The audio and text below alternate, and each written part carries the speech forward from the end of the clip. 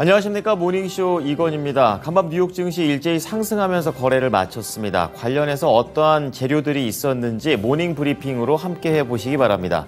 첫 번째 소식입니다. 이번 상승의 가장 구체적인 모멘텀이 됐던 그런 재료가 되겠는데요. 바로 부채 한도 법안과 관련된 내용입니다.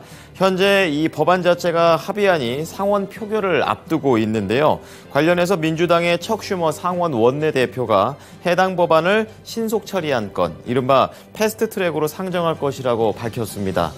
상원은 미국의 연방정부 부채 한도를 2025년까지 2년 동안 유예를 할 재정책임법 2023이 전날 하원에서 넘어오자마자 바로 실무 작업에 착수를 했는데요.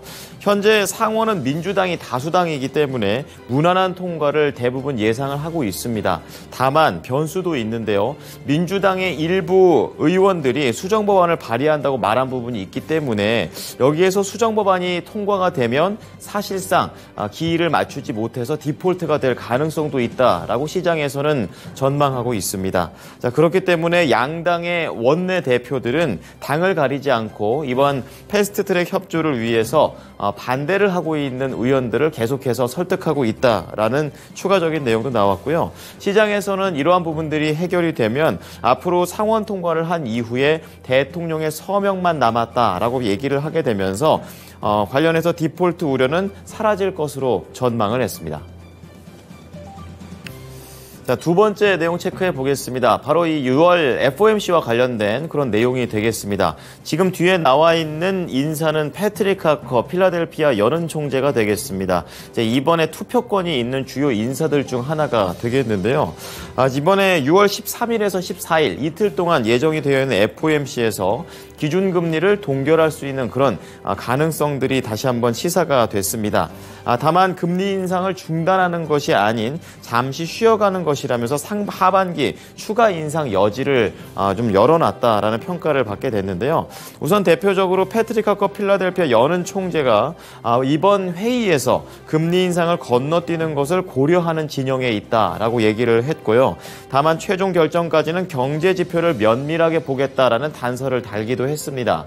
이와 비슷한 발언을 한 사람이 이제 연준의 차기 부의장으로 지명된 필립 제퍼슨 이사가 되겠습니다. 6월 기준금리를 현재 수준으로 유지할 가능성에 무게를 싣고 있다라고 얘기를 했고요. 물론 이것이 최종 금리에 도달한 것은 아니다라고 경계의 목소리를 내면서 이 동결, 퍼즈가 아니라 건너뛰기, 스킵이라는 표현을 했습니다. 자, 이렇게 중요한 두 인사의 비둘기적 발언은요, 그동안 고강도 긴축을 숨고르기를 좀 하면서 정책 효과가 얼마나 나왔는지 살피기 위한 발언이었다라고 해석이 됐습니다.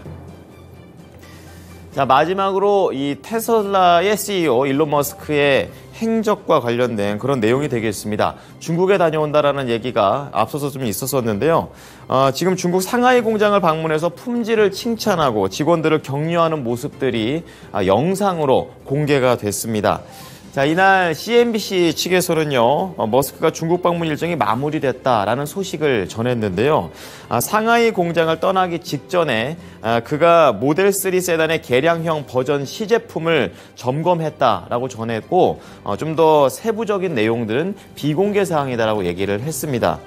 그리고 이날 중국 방문 첫날과 관련된 얘기들도 추가 언급이 됐었는데요. 세계 최고의 배터리 업체 CATL의 회장과 잠재적인 배터리 사업과 관련된 논의를 진행했고, 구체적인 사항에 대해서는 협의되지 않았다라고 전한 바 있습니다. CNBC는 이것과 관련해서 미국과 중국 간의 지정학적 갈등이 높아지고 있는 이런 상황에 머스크의 방문은 중국과 테슬라 사이의 특별한 관계를 보여주는 것이다 라고 평가를 내렸습니다. 지금까지 모닝 브리핑이었습니다.